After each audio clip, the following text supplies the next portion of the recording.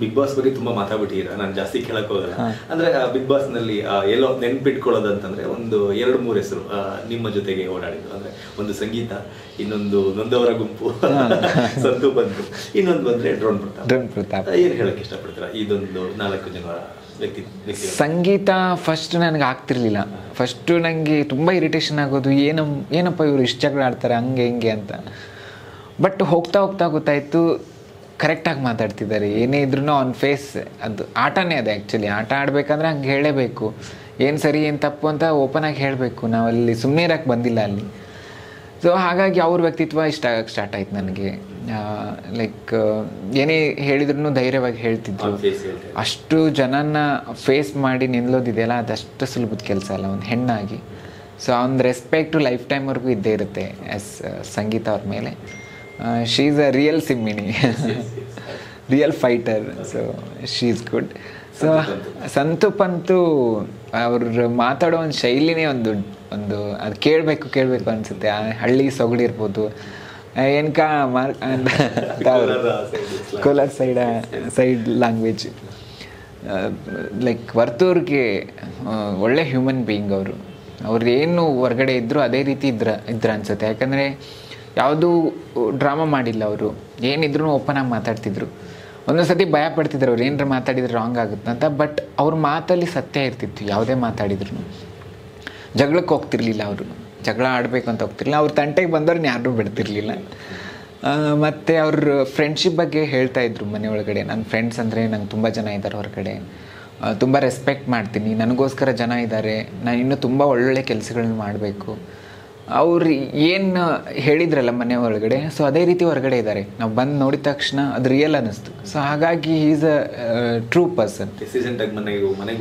ಮನೆಗೆ ಹೋಗಿ ಬಂದ್ವಿ, ಅದೇ ಪ್ರೀತಿ, ನಿಜವಾಗ್ಲೂ ಅದೇ ಪ್ರೀತಿ, ಅದೇ ಒಳಗಡೆ ಹೆಂಗಿದ್ರು ಹಂಗೆ ಇದ್ದಾರೆ ಅವರು. ಸೊ ಆ ಪ್ರೀತಿ ಕೊಡ್ತಾ ಇದ್ದಾರೆ ಎಲ್ಲರಿಗೂ, ಎಲ್ಲ ಕಂಟೆಸ್ಟೆಂಟ್ಗೂ ಒಂದೇ ಥರ ನೋಡೋದು. So he is a true human being ಅಂತ ಹೇಳ್ಬೋದು. ತುಕಾಲಿ ಸಂತು ನಾವು ಏನು ಬರೀ ಕಾಮಿಡಿ ಹಿಂದೆ ಮಾತಾಡ್ಕೋತಾರೆ ಹಾಗೆ ಹೀಗೆ ಅಂತ ಅನ್ಕೋತಿದ್ವಿ. ಬಟ್ ಡೇ ಬೈ ಡೇ ಅವರಲ್ಲೂ ಒಂದು ಮನಸ್ಸಿದೆ, ಅದೊಂಥರ ಮಗು ಥರ. ಯಾವಾಗ ಸುದೀಪ್ ಸರ್ ಹೇಳಿದರು ಯಾರಾದರೂ ಒಬ್ರು ಎಲಿಮಿನೇಟ್ ಆಗ್ತೀರಾ ಅಂತಂದಾಗ ಅಳಕ್ಕೆ ಸ್ಟಾರ್ಟ್ ಮಾಡಿದ್ರಲ್ಲ, ಒಂಥರ ಮಗು ಥರ ಅಳ್ತಾ ಇದ್ರು ಅವರು. ನಾವು ಮನೆ ಒಳಗಡೆ ಹೋದಾಗ ಹೇಳ್ತಾ ಇದ್ದೆ, ಏನ್ರಿ ಸಂತು ಹೆಂಗೆ ಅಳ್ತಾ ಇದ್ರಿ ನೀವು, ಏನು ತುಕಾಲಿ ಹಂಗೆ ಹಿಂಗೆ ಅಂತ.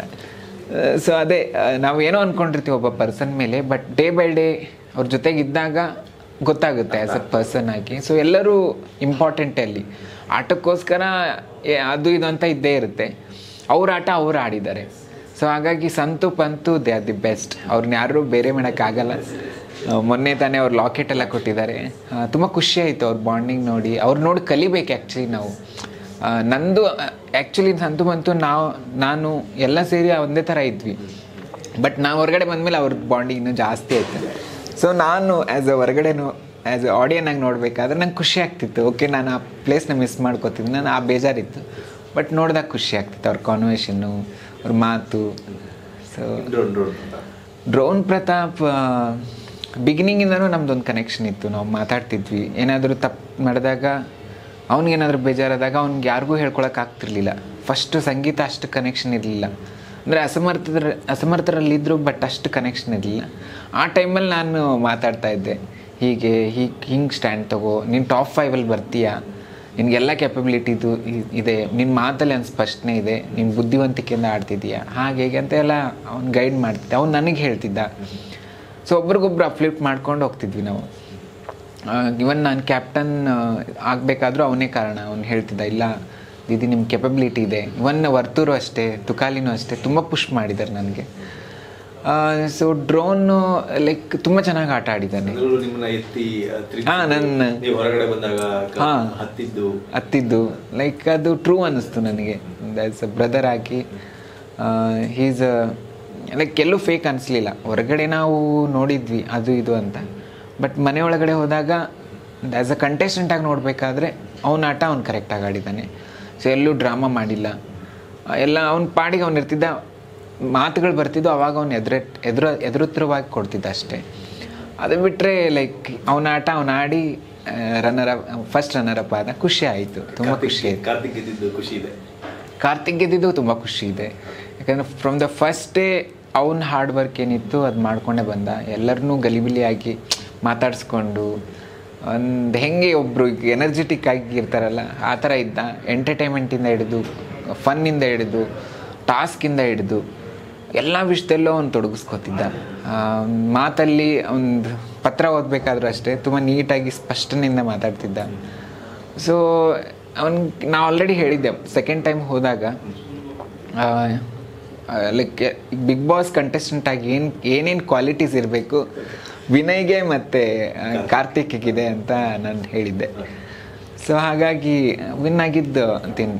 ಟಾಪ್ 6 ಯಾರ್ಯಾರಿದ್ರು ಅವರೆಲ್ಲರೂ ವಿನ್ನರ್ಸೇ ನನ್ನ ದೃಷ್ಟಿಲಿ. ಸೊ ಹಾಗಾಗಿ ಯಾರು ವಿನ್ ಆಗಿದ್ರು ನಂಗೆ ಖುಷಿ ಆಗ್ತಿತ್ತು. ಬಟ್ ಮೇಲಾಗಿ ಸಂಗೀತ ಆಗಿದ್ದಿದ್ರೆ ಲೈಕ್ ಆ್ಯಸ್ ಈ ಸತಿ ಹೆಣ್ಮಗಳಿಗೆ ಗೆಲ್ಲಬೇಕು ಅನ್ನೋದು ಇತ್ತದು. ಬಟ್ ಆಟ ಅಂತ ನೋಡಿದಾಗ ಎಲ್ಲರೂ ಚೆನ್ನಾಗಿ ಆಡಿದ್ರು. ಕಾರ್ತಿಕ್ ಇದ್ದಿದ್ದು ತುಂಬ ಖುಷಿ ಇದೆ. ಇನ್ನು ಚಾನ್ಸ್ಗಳು ಕೂಡ ಬರ್ತಾ ಇದೆ ಬಿಗ್ ಬಾಸ್ ಇಂದ ಬಂದ ನಂತರ, ಒಂದಷ್ಟು ಅವಕಾಶಗಳು ಹುಡ್ಕೊಂಡು ಬರ್ತಾ ಇದೆ ಅಂತ. ಯಾವೆಲ್ಲ ಅವಕಾಶಗಳು ಬಂದಿದೆ ಅಂತ ಕೇಳ್ಬೋದಾ? ತುಂಬ ಅವಕಾಶಗಳು ಬರ್ತಾ ಇದೆ. ಸೊ ನಾನು ತುಂಬ ಚೂಸಿ. ಮತ್ತು ಇನ್ನೊಂದು ನನ್ನ ಬಿಸ್ನೆಸ್ ಇದೆ, ಟ್ಯಾಟೂ ಬಿಸ್ನೆಸ್ ಮತ್ತು ಹೋಟೆಲ್. ಸೊ ಅದಕ್ಕೂ ಮೇಲಾಗಿ ಒಳ್ಳೆ ಪಾತ್ರ ಬಂದಾಗ, ನನ್ನನ್ನು ನಾನು ಕರೆಕ್ಟಾಗಿ ಗುರುತಿಸ್ಕೊಳ್ಳುವಂಥ ಒಂದು ವೇಟೇಜ್ ಇರೋ ಪಾತ್ರ ಬಂದಾಗ ಖಂಡಿತ ಮಾಡ್ತೀನಿ. ಸೊ ಆಲ್ರೆಡಿ ಮಾಡಿದ್ದೀನಿ. ಈಗ UI ಮೂವಿಲಿ ಮಾಡಿದ್ದೀನಿ, Upendra sir direction. Most expected movie in India. ಹೌದು, ಅದರಲ್ಲಿ ನೀವು ಕೂಡ ಭಾಗಿಯಾಗಿರೋದು ಖುಷಿ ಇದೆ. ತುಂಬ ಅಂದರೆ ತುಂಬ ಖುಷಿ ಇದೆ. ಉಪೇಂದ್ರ ಸರ್ ಡೈರೆಕ್ಷನಲ್ಲಿ ವರ್ಕ್ ಮಾಡಬೇಕಂತ ತುಂಬ ಜನರ ಕನಸದು. ಯಾವುದೇ ಆರ್ಟಿಸ್ಟ್ನ ಕೇಳಿ ನೀವು, ಅವರು ಡೈರೆಕ್ಷನ್ ಮಾಡಬೇಕಂದ್ರೆ ಯಾವುದೋ ಒಂದು ಪುಣ್ಯ ಮಾಡಿರಬೇಕು. ಸೊ ಲೈಕ್ ಗೊತ್ತಾಗ್ತಿರಲಿಲ್ಲ ಫಸ್ಟು ಬಿಗಿನಿಂಗಲ್ಲಿ ಹೇಗಿರಬೇಕು, ಹೇಗೆ ಪ್ರಿಪೇರ್ ಆಗಬೇಕು. ಯಾಕಂದರೆ ನಾವೆಲ್ಲ ಮೂವೀಸ್ ನೋಡಿಕೊಂಡೇ ಬೆಳೆದವರಲ್ಲ, ನಮ್ಗೆ ಗೊತ್ತಿಲ್ಲ ಹೇಗೆ ಇವ್ರ ಜೊತೆ ವರ್ಕ್ ಮಾಡಬೇಕು ಅಂತ. ಬಟ್ ತುಂಬ ಹೆಂಗಂದರೆ ತುಂಬ ರಿಯಲಿಸ್ಟಿಕ್ ಆಗಿ ನಮ್ಮ ಹತ್ರ ಆ್ಯಕ್ಟ್ ಮಾಡ್ತಿದ್ದಾರೆ. ವೆರಿ ವೆರಿ ಗುಡ್ ಅಂತ ಮೈಕಲ್ಲಿ ಹೇಳಿದ್ದಾರೆ ನನಗೆ. ಸೊ ಆ ಟೈಮಲ್ಲಿ ನನಗೊಂದು ಅವಾರ್ಡ್ ಕೊಟ್ಟಾಗ ನನಗೆ ಅವ್ರ ಬಾಯಲ್ಲಿ ಆ ಮಾತು ಬಂತಲ್ಲ. ಸೊ ಸೈಡಲ್ಲಿ ಬಂದ ತಕ್ಷಣ ಅವ್ರ ಟೀಮ್ ಅವರೆಲ್ಲ ಆಯಿತಾ ಶೂಟಿಂಗ್ ಆಯಿತಾ ಅಂತ ಕೇಳಿದೆ. ಸರೇ ಹೇಳಿದ್ರಲ್ರಿ ವೆರಿ ವೆರಿ ಗುಡ್ ಅಂತ ಅಂತಂದರೆ. ಸೊ ಅಷ್ಟು ನ್ಯಾಚುರಲ್ ಆಗಿ ಬಂದಿದೆ ನನ್ನ ಪಾತ್ರ. ಕೆಲಸ ಮಾಡಿದ ಅವ್ರ ಜೊತೆಗೆ ಲೈಕ್ ಅವ್ರ ಡೈರೆಕ್ಷನ್ ನಾನು ಮಾಡಿದ್ದೀನಿ ಅಂದರೆ ಒಳ್ಳೆ ಎಕ್ಸ್ಪೀರಿಯೆನ್ಸ್ ಅದು. ಅದು ವರ್ಣಿಸೋಕ್ಕಾಗಲ್ಲ, ಅದು ಅಷ್ಟು ಎಕ್ಸ್ಪ್ರೆಸ್ ಮಾಡೋಕ್ಕಾಗ್ತಿಲ್ಲ. ಅಂದರೆ ಡಿಫ್ರೆಂಟ್ ಎಕ್ಸ್ಪೀರಿಯೆನ್ಸ್. ಸೊ ಅವರ ಒಂದು ಡೈರೆಕ್ಷನಲ್ಲಿ ವರ್ಕ್ ಮಾಡಬೇಕಾದ್ರೆ ತುಂಬ ಅಂದರೆ ಒಂದು ಎನರ್ಜೆಟಿಕ್ ಆಗಿರ್ತಿತ್ತು, ಒಂದು ಬೇರೆ ಆರಾನೇ ಕ್ರಿಯೇಟ್ ಆಗುತ್ತೆ ಅಲ್ಲಿ. ಅವ್ರ ಸೆಟ್ ಆಯಿತು, ಅವ್ರು ವರ್ಕ್ ಮಾಡೋ ಸ್ಟೈಲ್ ಆಯಿತು, ಎಲ್ಲನೂ ಒಂಥರ ಲೈಕ್ ನನಗೆ ಒಂದು ಎಕ್ಸ್ಪೀರಿಯೆನ್ಸ್, ಗುಡ್ ಎಕ್ಸ್ಪೀರಿಯೆನ್ಸ್ ಅಂತ ಹೇಳ್ಬೋದು. ಆ ಎಕ್ಸ್ಪೀರಿಯೆನ್ಸ್ನ ನನ್ನ ಲೈಫಲ್ಲಿ ತೊಗೊಂಡು ಮುಂದಿನ ದಿನಗಳಲ್ಲಿ ಇನ್ನೂ ಚೆನ್ನಾಗಿ ಆ್ಯಕ್ಟ್ ಮಾಡೋಕ್ಕೆ ಈಸಿ. ಒಂದು ಜಾಬ್ಗೆ ಡೈರೆಕ್ಷನ್ ನಿಮಗೆ ಒಂದು ಪಾಠ, ಒಂದು ಒಳ್ಳೆ ಎಕ್ಸ್ಪೀರಿಯೆನ್ಸ್. ಮುಂದಿನ ದಿನಗಳಲ್ಲಿ ಯಾವುದೇ ಯಾವುದೇ ಕ್ಯಾರೆಕ್ಟರ್ ಕೊಟ್ಟರು ಸರಸರಾಗಿ ಮಾಡೋದು ಆ ಒಂದು ಕಲ್ತ್ಕೊಂಡ್ಬಂದಿದ್ದೆ. ಅವರ ಒಂದು ಏನೋ ಅಂತಾರಲ್ಲ ಗರಡಿಲಿ. ಅವ್ರು ತುಂಬ ಸ್ಟ್ರಿಕ್ಟು ಸೆಟ್ಟಲ್ಲಿ. ಯಾರ ಹತ್ರನೂ ಅಷ್ಟು ಮಾತಾಡಲ್ಲ, ಅವ್ರ ತಲೆಯಲ್ಲಿ ಏನೇನೋ ಓಡ್ತಿರುತ್ತೆ. ಸೊ ಆ ಟೈಮಲ್ಲಿ ಲೈಕ್ ನಾರ್ಮಲ್ ಇರಲ್ಲ, ಅವರು ನಾರ್ಮಲ್ ಮಾತಾಡೋಕ್ಕಾಗಲ್ಲ. ಸೊ ಅವರು ಅದು ಕ್ರಿಯೇಟಿವ್ ಮೈಂಡ್ ಅಲ್ಲ. ಸೊ ಹಾಗಾಗಿ ಹಂಗೆ ಇರಬೇಕು. ಹಂಗಿದ್ದಾಗ ನಾವು ಹಂಗೆ ವರ್ಕ್ ಮಾಡ್ತೀವಿ, ಹಂಗೆ ಔಟ್ಪುಟ್ ಬರುತ್ತೆ, ಹಂಗೆ ಜನನೂ ಇಷ್ಟಪಡ್ತಾರೆ. ಅದ್ರ ಕ್ಯೂರಿಯಾಸಿಟಿ ಕೇಳ್ತೀನಿ, ಅಂದ್ರೆ ಏನು ರಿವೀಲ್ ಮಾಡಕ್ ಆಗದೇ ಇಲ್ಲ. I know that UI movie ಬಗ್ಗೆ ಒಂದು ಚಿಕ್ಕದ ಅಪ್ಡೇಟ್ ಬೇರೆ ಕಡೆಯಿಂದ ಬಂದರೂ ಕೂಡ ಅಲ್ಲಿಂದ ಫೋನ್ ಬರುತ್ತೆ. I know that. ಬಟ್ ಅಭಿಮಾನಿಗಳಿಗೆ ತುಂಬಾ ಎಕ್ಸ್ಪೆಕ್ಟೇಷನ್ ಇದೆ. ಆ ಎಕ್ಸ್ಪೆಕ್ಟೇಷನ್ ನಲ್ಲಿ ನೋಡ್ತಾ ಇದ್ರೆ ನೀವು ಅದ್ರಲ್ಲಿ ಆಕ್ಟ್ ಮಾಡಿರೋದ್ರಿಂದ ಒಂದು ಹಿಂಟ್ ಅಂದ್ರೆ UI ಮೂವಿ ಹೆಂಗ್ ಬರ್ಬೋದು ಅಂತ ಹೇಳಿ. UI ಮೂವಿ ಲೈಕ್ ಎಕ್ಸ್ಪೆಕ್ಟೇಷನ್ ಇಟ್ಕೊಳ್ದೇನೆ ನೋಡಿದ್ರೆ ಎಲ್ಲರೂ ಯು ಆಗ್ಬೋದು, ಐನೂ ಆಗ್ಬೋದು, ಇಷ್ಟೇ ಹೇಳ್ಬೋದು. ಇನ್ನು ನೀತು ಅವ್ರನ್ನ ಇಂಡಸ್ಟ್ರಿನಲ್ಲಿ ರಿಸೀವ್ ಮಾಡ್ಕೊಂಡಂತಹ ರೀತಿ, ನೀತು ಅವ್ರನ್ನ ನಡೆಸ್ಕೊಳ್ಳುವಂತಹ ರೀತಿ ಹೆಂಗಿದೆ, ಎಷ್ಟು ಖುಷಿ ಆಗುತ್ತೆ? ಇಂಡಸ್ಟ್ರೀಲಿ ನಾನೀಗ ತೆಲುಗು ಮಾಡಿದ್ದೀನಿ, ಅಂಜಲಿ ಅವ್ರ ಜೊತೆಗೆ, ತಮಿಳ್ ಆ್ಯಕ್ಟರ್ಸ್. ಸೊ ಒಳ್ಳೊಳ್ಳೆ ಪ್ರೊಡಕ್ಷನ್ಲೇ ನಾನು ವರ್ಕ್ ಮಾಡಿರೋದು. ಈವನ್ ಬಾಲಿವುಡಲ್ಲೂ ನಾನು ಒಂದು ಡಾಕ್ಯುಮೆಂಟ್ರಿ ಮೂವಿ ಮಾಡಿದ್ದೀನಿ. ಉಪೇಂದ್ರ ಸರ್ ಜೊತೆಗೆ. ಸೊ ನನಗೆ ಯಾವತ್ತೂ ಆ್ಯಸ್ ಎ ಟ್ರಾನ್ಸ್ಜೆಂಡರ್ ಥರ ನೋಡಿಲ್ಲ ಯಾರು, ಒಂದು ಆರ್ಟಿಸ್ಟ್ ಥರನೇ ನೋಡಿದ್ದಾರೆ. ಅಷ್ಟೇ ಮರ್ಯಾದೆ ಕೊಡ್ತಾರೆ ಎಲ್ಲೋದ್ರೂ, ಅಷ್ಟೇ ಪ್ರೊಫೆಷ್ನಲ್ ಆಗಿ ನಾನು ಹ್ಯಾಂಡಲ್ ಮಾಡ್ತೀನಿ. ಸೊ ಹಾಗಾಗಿ ಯಾವತ್ತೂ ಆ ಒಂದು ಇದು ಬಂದಿಲ್ಲ, ಆ ಬ್ಯಾರಿಯರ್ ಬಂದಿಲ್ಲ. ಸೊ ನಾನು ಬೇರೆ ಸಪ್ರೇಟು ಹಾಗೆ ಹೀಗೆ ಅಂತ.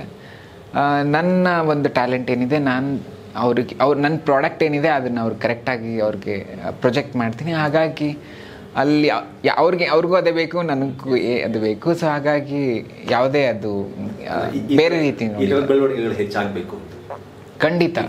ನಾನು ಅದೇ ಹೇಳ್ತಿರೋದು, ನಮ್ಮ ಬಿಹೇವಿಯರ್ ಮೇಲೆ ಹೋಗುತ್ತೆಲ್ಲ. ಈಗ ನಾನು ಕನ್ನಡಿ ಥರ, ಈಗ ಸಮಾಜ ಒಂದು ಕನ್ನಡಿ ಥರ. ಈಗ ನಾವು ಅಂದರೆ ಅನ್ನತ್ತೆ, ಸೈಲೆಂಟಾಗಿ ಸರ್ ಗೀರ್ ಅಂತ ಮಾತಾಡಿದರೆ ಅದೇ ರೀತಿನೇ, ಲೈಕ್ ಮಿರರ್ ಥರ. ಒಂದು ಒಳ್ಳೆ ಮರ್ಯಾದೆ ಕೊಟ್ಟಾಗ ಅದೇ ಸೇಮ್ ಮರ್ಯಾದೆ ನಮಗೂ ಸಿಗುತ್ತೆ. ಸೊ ಹಾಗಾಗಿ ನಮ್ಮ ಬಿಹೇವಿಯರ್ ಮೇಲೆ ಹೋಗುತ್ತೆ ಅಲ್ಲ. ಇವತ್ತಿಗೆ ಅಮ್ಮನಿಗೆ, ಅಣ್ಣನಿಗೆ, ಸಿಸ್ಟರ್ ಎಲ್ರಿಗೂ ಎಷ್ಟು ಖುಷಿ ಇದೆ ನೀತು ನೋಡಿದ್ರೆ, ನೀತು ಲೈಫ್ ಜರ್ನಿ ನೋಡಿದ್ರೆ ಎಷ್ಟು ಖುಷಿ? ನಮ್ಮ ಫ್ಯಾಮ್ಲಿಗೆ ಫಸ್ಟ್ ಆಫ್ ಆಲ್ ಲೈಕ್ ಅವರು ಸಿಕ್ಕಾಪಡೆ ಖುಷಿ. ಅವರಿಗೆ ಪ್ರೌಡ್ ಮೂಮೆಂಟ್ ಇದೆ. ಅವ್ರ ಫ್ರೆಂಡ್ಸ್ ಎಲ್ಲ ಕೇಳ್ತಿರ್ತಾರೆ, ನಾನು ಮೀಟ್ ಆಗಬೇಕು, ನಿಮ್ಮ ನೀತು ಫ್ರೀ ಇದ್ದಾರಾ ಹಾಗೆ ಹೀಗೆ ಅಂತ. ಸೊ ಮೊದಲೊಂದು ಕಾಲದಲ್ಲಿ ಬೇರೆಯೇ ಇತ್ತು, ಅಂದರೆ ಹಿಂಗಿದಾರ ನಿಮ್ಮ ಮನೆಯಲ್ಲಿ ಅನ್ನೋ ಥರ ಮಾತು ಬರ್ತಿತ್ತು. ಬಟ್ ಆ ಟೈಮಲ್ಲಿ ಅವ್ರು ಯಾವತ್ತೂ ನಾನು ಕೂಗ್ಸಿಲ್ಲ. ನನ್ನ ಫ್ಯಾಮ್ಲಿಯವರು ಸಪೋರ್ಟಿವ್ ಆಗಿ ನಿಂತಿದ್ದರು. ಇವಾಗ ನಾನಿಷ್ಟು ಸಕ್ಸಸ್ ಆಗಿ ಒಂದು ಸಕ್ಸಸ್ಸಲ್ಲಿ ಮೇನ್ ಪಾಲ್ದಾರ್ಯ ಅವರು, ಲೈಕ್ ನನ್ನ ಫೌಂಡೇಶನ್ನೇ ಅದು. ಸೊ ಹಾಗಾಗಿ ಅವ್ರು ಸೆಲೆಬ್ರೇಟ್ ಮಾಡ್ತಿದ್ದಾರೆ, ನನಗಿಂತನೂ ಅವ್ರು ತುಂಬ ಸೆಲೆಬ್ರೇಟ್ ಮಾಡ್ತಿದ್ದಾರೆ ಸಕ್ಸಸ್ನ. ಸೊ ಹಾಗಾಗಿ I am so happy. So ನನಗಿಂತ ಅವ್ರ ಮುಖದಲ್ಲಿ ಆ ಖುಷಿ ಇದೆಯಲ್ಲ, ಸೊ ಅದು ಯಾವತ್ತೂ ಖುಷಿ ತರುತ್ತೆ. ಅವತ್ತಾದಂತಹ ಅವಮಾನಗಳಿಗೆಲ್ಲ ನೀತು ಉತ್ತರ ಕೊಟ್ಟರು. ಖಂಡಿತ. ಲೈಕ್ ಎಷ್ಟು ಅವಮಾನಗಳಾಗಿದೆ, ಎಷ್ಟು ಹಿಂಸೆ ಆಗಿದೆ. ಒಂದೊಂದು ಸತಿ ಈ ಥರ ಲೈಫ್ ಬೇಕಾ ನಮಗೆ, ಇದೊಂದು ಲೈಫಾ ಅನ್ನೋದೊಂದು ಕ್ವಶನ್ ಮಾರ್ಕ್ ಆಗಿತ್ತು. ಬಟ್ ಇವಾಗ ಹೇಳ್ತೀನಿ, ಈ ಲೈಫ್ ಇದ್ದಿದ್ದಕ್ಕೆ ನಾನು ತುಂಬ ಖುಷಿಯಾಗಿದ್ದೀನಿ. ನೆಕ್ಸ್ಟ್ ಜನ್ಮ ಇದ್ರೂ ಹಿಂಗೆ ಇರಲಿ ನಾನು ಅನ್ನೋದೊಂದು. ಯಾಕಂದರೆ ಒಬ್ಬರು ಅಂತಿರ್ತಾರೆ ಈ ಥರ ಹುಟ್ಟಬೇಕಾ ಹಾಗೆ ಹೇಗೆ ಅಂತ. ಅವ್ರಿಗೆಲ್ಲ ನಾನು ಹೇಳೋದು, ಈ ಥರ ಹುಟ್ಟಿ ನೀವು ಒಂದು ಒಳ್ಳೆ ದಾರಿ ತುಳಿದಾಗ ನಿಮ್ಮನ್ನ ಐಡೆಂಟಿಫೈ ಮಾಡ್ತಾರೆ ಜನರು. ಸೊ ಮೈನಸ್ನ ಪ್ಲಸ್ ಆಗಿ ಮಾಡ್ಕೊಳ್ಳಿ, ಒಳ್ಳೆ ದಾರಿ ತುಳೀರಿ. ನೀವು ನಂತರ ಆಗ್ಬೋದು. ಒಂದು ಒಳ್ಳೆ ಬರೀ ಟ್ರಾನ್ಸ್ಜೆಂಡರ್ಸ್ ಅಷ್ಟೇ ಅಲ್ಲ, ಎಲ್ಲರಿಗೂ ಕೆಪಬಿಲಿಟಿ ಇರುತ್ತೆ. ಬಟ್ ಒಂದು ಹಠ ಇರಬೇಕು, ನಾವೇನಾದರೂ ಮಾಡ್ತೀವಿ ಅಂತ. ಸೊ ಎಲ್ಲರೂ ಚೆನ್ನಾಗಿ ಆಗ್ಬೋದು ಅಂತ. ಇನ್ನು ಬಿಸ್ನೆಸ್ ವಿಚಾರಕ್ಕೆ ಬಂದರೆ ಏನೆಲ್ಲ ಬಿಸ್ನೆಸ್ ಇದೆ, ಏನೆಲ್ಲ ಬಿಸ್ನೆಸ್ ರನ್ ಮಾಡ್ತೀರಾ? ಒಬ್ಬ ಆಂಟ್ರಪ್ರನರ್ ಆಗಿ ಕೂಡ ರನ್ ಮಾಡ್ತೀರಾ, ಏನೆಲ್ಲ ಬಿಸ್ನೆಸ್ ಇದೆ? ನಂದು ಟ್ಯಾಟೂ ಸ್ಟುಡಿಯೋ ಇದೆ. ಇದು JP ನಗರ್ ಬ್ರಿಗೇಡ್ ಮೇಲೆ ನಿಮ್ಮ ಪಕ್ಕ ಇರೋದು. ಹೋಟೆಲ್ ಇದೆ, tattoo shop, tit for tattoo ಅಂತ. Tit for tattoo by Neetu ಅಂತ. ಸೊ ಘಮ ಅಂತ ಹೋಟೆಲ್ ಇದೆ. ಟ್ಯಾಟೂ ಸ್ಟುಡಿಯೋ ಇದು ನನ್ನ ಐಡೆಂಟಿಟಿ. ನಾನು ಅವಾಗಲೇ ನಿಮಗೆ ಹೇಳ್ದಂಗೆ, ಸೊ ನನ್ನೊಂದು ಐಡೆಂಟಿಟಿ ಪಡ್ಕೊಳ್ಳೋಕ್ಕೆ ಆ್ಯಸ್ ಬಿಯಾಂಡ್ ಜೆಂಡರ್ ನಂದೇನು, ನಾನು ಆ್ಯಸ್ ಅ ಪರ್ಸನ್ ನಾನು ಯಾರು ಅನ್ನೋದಕ್ಕೆ ಒಂದು ಗುರ್ತು ಮಾಡಿಕೊಟ್ಟಿದ್ದೆ ನನ್ನ ಟ್ಯಾಟೂ. ಹೌದು, ಸಾಯೋವರೆಗೂ ಅವ್ರು ಯಾರು ಹಾಕಿದ್ದಂದರೆ ಲೈಫ್ ಟೈಮ್ ಮಾರ್ಕೆಟಿಂಗ್ ಥರ. ಸೊ ಯಾರೇ ಕೇಳಿದ್ರೆ ನೀತು ಹತ್ರ ಹಾಕಿಸಿದ್ದೀನಿ. ಸೊ ಆ ಒಂದು ಐಡೆಂಟಿಟಿ ಬೇಕಾಗಿತ್ತು, ಜೆಂಡರ್ ಬಿಟ್ಟು. ಸೊ ಹಾಗಾಗಿ ಇದರಲ್ಲಿ ಒಂದು ಪರ್ಸ್ನಲ್ ಕನೆಕ್ಷನ್ ಇದೆ, ಪರ್ಸ್ನಲ್ ಟಚ್ ಇದೆ ನನಗೆ. ಯಾರಿಗಾರು ಟ್ಯಾಟೂ ಹಾಕ್ಬೇಕಂದ್ರೆ ಖುಷಿಯಾಗಿ ಹಾಕ್ತೀನಿ, ಯಾಕಂದರೆ ನನ್ನ ಒಂದು ಆರ್ಟ್ನ ಅವ್ರ ಮೈ ಮೇಲೆ ಹಾಕ್ತಿರ್ತೀನಿ. ಸೊ ಅದಕ್ಕಿಂತ ಭಾಗ್ಯ ಏನು ಬೇಕಾಗಿಲ್ಲ. ಸೊ ಹಾಗಾಗಿ India's first transgender tattoo artist ಅನ್ನೋ ಒಂದು ಬ್ಲಾಗ್ ಇದೆ ನಂದು, ಟ್ಯಾಟೂ ಕಲ್ಚರಲ್ಲಿ. ಅದೊಂದು ಪ್ರೌಡ್ ಮೂಮೆಂಟ್. ಯಾರೂ ಅದನ್ನು ಅಳ್ಸೋಕ್ಕಾಗಲ್ಲ, ಅಂದರೆ ಬೆಂಚ್ ಮಾರ್ಕ್ ಥರ. ಸೊ ಯಾವುದೇ ಒಂದು ಕೆಲಸ ಮಾಡಿದರೂ ನಾನು 100% ಕೊಡ್ತೀನಿ. ಯಾವುದೂ ಮಾಡಬೇಕಾ ಇದನ್ನು ಅನ್ನೋ ಥರ ಇರೋಲ್ಲ. ಕಷ್ಟಪಟ್ಟು ಮಾಡಲ್ಲ, ಇಷ್ಟಪಟ್ಟು ಮಾಡೋ ಅಂಥ ವ್ಯಕ್ತಿತ್ವ ನಾನು. ಯಾವುದೇ ಒಂದು ಕೆಲಸ, ಚಿಕ್ಕ ಕೆಲಸ ಕೊಟ್ಟರು ಅಷ್ಟೇ, ದೊಡ್ಡ ಕೆಲಸ ಕೊಟ್ಟರು ಅಷ್ಟೇ. ಸೊ ಅದಾದಮೇಲೆ ಘಮ ಅಂತ ಹೋಟೆಲ್ ಓಪನ್ ಮಾಡಿದೆ. ಅದಕ್ಕೆ ಅದು NR ಕಾಲನಿ ಬಸ್ ಸ್ಟಾಪ್ ಪಕ್ಕ ಇರೋದು. ಸೊ ಅಲ್ಲೂ ಅಷ್ಟೇ, ನಿಮಗೆ ಉತ್ತರ ಕರ್ನಾಟಕದ ಏನು ಸೊಗಡಿದೆಯಲ್ಲ ಅದನ್ನು ನಾವು ಬೆಂಗಳೂರು ಜನಕ್ಕೆ ಕೊಡ್ತಾಯಿದ್ದೀವಿ. ಗಿರ್ಮಿಟ್ ಮಿರ್ಚಿ, ಮಂಡಕ್ಕಿ ಗಿರ್ಮಿಟ್ಟು, ಮಿರ್ಚಿ ಬಜ್ಜಿ, ಹೋಳಿಗೆ, ಶೇಂಗಾ ಹೋಳಿಗೆ, ರೊಟ್ಟಿ, ಎಣ್ಣೆಗೆ ಬದನೆಕಾಯಿ, ಮಂಡಕ್ಕಿ ಒಗ್ಗರಣೆ, ಊಟ, ಮಿನಿ ಮೀಲ್ಸ್, ಅವೆಲ್ಲ ಲೈಕ್ ಉತ್ತರ ಕರ್ನಾಟಕದ ಏನೇನು ಅಡುಗೆ ಇದೆ ಸೊ ಅದೆಲ್ಲ ಸಿಗುತ್ತೆ. ಇಲ್ಲ ಟೈಮಿಂಗ್ಸ್ ಟೈಮಿಂಗ್ಸ್ ಹೋಟೆಲ್ದು ಬೆಳಿಗ್ಗೆ 7 ಗಂಟೆಯಿಂದ 9 ಗಂಟೆವರೆಗೂ ಇರುತ್ತೆ. ಕಾಫಿ ಟೀ ಎಲ್ಲ ಸಿಗುತ್ತೆ, ಹಾರ್ಲಿಕ್ಸ್, ಬೋರ್ಮಿಟಾ, ಅದೇ ಎಲ್ಲ ಮನೆಗೆ ನಮ್ಮ ಹೋಟ್ಲಿಗೆ ಬಂದರೆ ಮನೆಗೆ ಬರೋ ಥರ 7 to 9 ಅಷ್ಟೇ. 7 to 9 ಆಫ್ಟರ್ನೂನ್ ಈವ್ನಿಂಗ್ ಅದೇ ಮಾರ್ನಿಂಗ್ 7 to ಈವ್ನಿಂಗ್. ಅಂದ್ರೆ ಅಲ್ಲಿ ಅಂದ್ರೆ ಕ್ಯಾಟ್ರಿಂಗ್ ಎಲ್ಲ ಮಾಡ್ತೀರಾ? ಕ್ಯಾಟ್ರಿಂಗ್ ಎಲ್ಲ ಮಾಡ್ತೀವಿ. ಅಂದರೆ ಫ್ಯಾಮಿಲಿ ಗೆಟ್ ಟುಗೆದರ್ಸ್ ಎಲ್ಲ ಇರುತ್ತಲ್ಲ, ಸೊ ಅವ್ರಿಗೆಲ್ಲ ನಾವು ಫುಡ್ನ ಸಪ್ಲೈ ಮಾಡ್ತೀವಿ. ಅಂದರೆ ಫುಡ್ನ ಕಳಿಸ್ಕೊಡ್ತೀವಿ, ಬಟ್ ಅವರು ಅದನ್ನು ಬಳಸ್ಕೋಬೇಕು. ಡೆಲಿವರಿ ಮಾಡ್ತೀವಿ 100-200 ಜನ ಮಂದಿಗೆ. ಸೊ ಆ ರೀತಿ ಚೆನ್ನಾಗಿ ಹೋಗ್ತಾ ಇದೆ. ಇನ್ನು ಈ ಟ್ಯಾಟೂ ಹಾಕ್ಸ್ಕೊಳ್ಳೋರಿಗೆ ತುಂಬಾ ಆಸೆಗಳಿರುತ್ತೆ. ಅಂದ್ರೆ ಎಲ್ಲೇ ಟ್ಯಾಟೂ ಹಾಕ್ಸಿ, ಈಗ ನಾನೇ ಟ್ಯಾಟೂ ಹಾಕ್ಸ್ಕೊಳಕ್ ಹೋದ್ರು ಫಸ್ಟ್ ಸರ್ಚ್ ಮಾಡ್ತೀನಿ ಏನ್ ರೇಟ್ ಇದೆ, ಇವ್ರು ಎಷ್ಟಕ್ಕೆ ಹಾಕ್ತಿದ್ದಾರೆ, ಏನೆಲ್ಲ ಮಾಡಿದ್ದಾರೆ. ಆ ತರ ಡೌಟ್ಸ್ ನ ತಲೆಯಲ್ಲಿ ಇಟ್ಕೊಂಡಿರೋರಿಗೆ ಏನ್ ಹೇಳಕ್ ಇಷ್ಟಪಡ್ತೀವಿ? ಅಂದ್ರೆ ಅವ್ನ ಟ್ಯಾಟೂ ರೇಟ್ ಎಲ್ಲಿಂದ ಸ್ಟಾರ್ಟ್ ಆಗುತ್ತೆ, ನಿಮ್ಮಲ್ಲಿ ಏನ್ ಸ್ಪೆಷಲ್, ಹೌದು ಅದೆಲ್ಲ ಹೇಳಿದ್ರೆ. ಸೊ ಲೈಕ್ ಟ್ಯಾಟೂ ಅಂತ ಬಂದಾಗ ತುಂಬ ವಿಚಾರ ಮಾಡಿ, ನೀವು ಹೇಳಿದ್ರಲ್ಲ ಈಗ ಎಲ್ಲ ಎನಲೈಸ್ ಮಾಡಿ ಎಲ್ಲ ಹಾಕ್ಸ್ತಿದ್ದೀವಿ, ಎಲ್ಲಿ ಹೋಗ್ತಾ ಇದ್ದೀವಿ, ಯಾರ ಹತ್ರ ಮಾಡಿಸ್ತಿದ್ದೀವಿ ಅನ್ನೋದು ತುಂಬ ಅಂದರೆ ತುಂಬ ಇಂಪಾರ್ಟೆಂಟ್ ಆಗುತ್ತೆ. ಯಾಕಂದರೆ ಒಂದು ಸ್ಕಿನ್ ಮೇಲೆ ಒಂದು ಸ್ಕ್ರ್ಯಾಚ್ ಬಂದರೆ ಮುಗ್ದೋಯ್ತದು, ಅದು ಲೈಫ್ ಟೈಮ್ವರೆಗೂ. ಸೊ ಹಾಗಾಗಿ ನಮ್ಮಲ್ಲಿ ನೀವು ಬಂದರೆ ತುಂಬ ಪ್ರೊಫೆಷ್ನಲ್ ಆಗಿದ್ದಾರೆ ಆರ್ಟಿಸ್ಟ್ಗಳು. ನನ್ನೂ ಹಿಡಿದು ಲೈಕ್ ಯಾವುದೇ ಒಂದು ಅಂದರೆ ಎಲ್ಲ ಕೋರ್ಸ್ ಮಾಡಿ, BA ಬ್ಯಾಚುಲರ್ ಫೈನ್ ಆರ್ಟ್ಸ್ ಎಲ್ಲ ಮಾಡಿ, ಆ್ಯನಿಮೇಷನ್ ಮಾಡಿ, ಆ ಥರ ಇದ್ದವ್ರು ಸ್ಟೂಡೆಂಟ್ಸ್ ನನ್ನ ಹತ್ರ ಇರೋದು. So tattoo like by inch ನಾವು ಚಾರ್ಜ್ ಮಾಡ್ತೀವಿ, 1/1 per square inch we charge 500 rupees. So ಇನ್ನು ಅಂದರೆ ಡಿಸೈನ್ ಮೇಲೆ ಹೋಗುತ್ತೆ, ಒಂದು ಸತಿ ಕಡಿಮೆನೂ ಆಗುತ್ತೆ. ಸೊ ಅದೇ ಲೈಕ್ ಡಿಸೈನ್ ಮೇಲೆ ನಾವು ಹೆಚ್ಚು ಕಡಿಮೆ ಅಂತ ನಾವು ಡಿಸೈಡ್ ಮಾಡೋದು. ಇವನ್ ಎಕ್ವಿಪ್ಮೆಂಟ್ಸ್ ಅಂತ ತೊಗೊಂಡಾಗ ಎಲ್ಲ ಫಾರಿನಿಂದ ಬರುತ್ತೆ, ಎಲ್ಲ ಒಳ್ಳೆ ಎಕ್ವಿಪ್ಮೆಂಟ್ಸ್, ಯಾವುದು ಕೆಮಿಕಲ್ ಬೇಸ್ಡ್ ಅಲ್ಲ. So vegetable based ink use ಮಾಡ್ತೀವಿ. ಎಲ್ಲ ಥರನೂ ನಿಮಗೆ ಪ್ರೊಫೆಷ್ನಲ್ ಹೈಜೀನ್. ಮತ್ತು ಟ್ಯಾಟೂ ಆದಮೇಲೆ ನಾವೊಂದು ಸ್ಟಿಕ್ಕರ್ ಯೂಸ್ ಮಾಡ್ತೀವಿ, ಅದು ತುಂಬ ಅಡ್ವಾನ್ಸ್ಡ್. ಅದು ಆ ಸ್ಟಿಕ್ಕರ್ನ 7 days ಇಟ್ಕೋಬೇಕು. ಸೊ ಅದನ್ನ ಹೆಂಗೆ ನೀವು ಬೇಬಿ ಥರ ಕೇರ್ ಮಾಡ್ತೀರಾ, ಅದು ಲೈಫ್ ಟೈಮ್ವರೆಗೂ ನಿಮ್ಗೆ ಅದೇ ಥರ ಇರುತ್ತೆ. 7 days ಪೀರಿಯಡ್. ಹೌದು. ಸೊ ಆ ರೀತಿ ಎಲ್ಲ ಥರನೂ ನಾವು ಗೈಡ್ ಮಾಡ್ತೀವಿ.